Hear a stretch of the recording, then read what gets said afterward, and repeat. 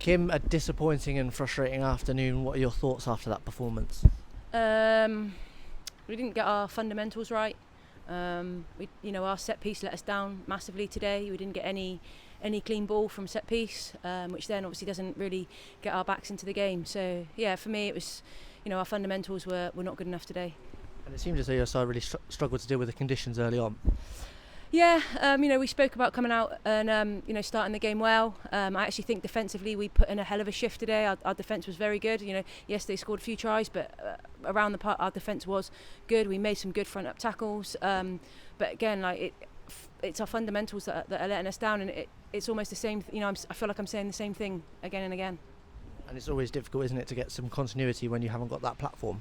Yeah, it is difficult to get the continuity, and when you don't, you get to, because something's not quite gone right, you then take a step forward, so then you're too flat, and then you get the ball, you're under pressure, you don't make the best pass, and then you put in, that kind of has a knock-on effect. So it's just about, getting our set piece right, giving our backs good ball, and then our backs holding their feet, having that right depth so that we can get around players, because they got tight. They did get tight in attack. They got really narrow. All we had to do was get that ball in around them, but we didn't do that because we put ourselves under too much pressure. And how important is it for your side to take the learnings from today over the next couple of weeks and ahead of a big game against Harrisons? It's massively important, but say the same thing. We can't, as coaches, we can't do that for them. We have to learn together, yes, but we, like I say, we feel like we're saying the same things, and we have to move on.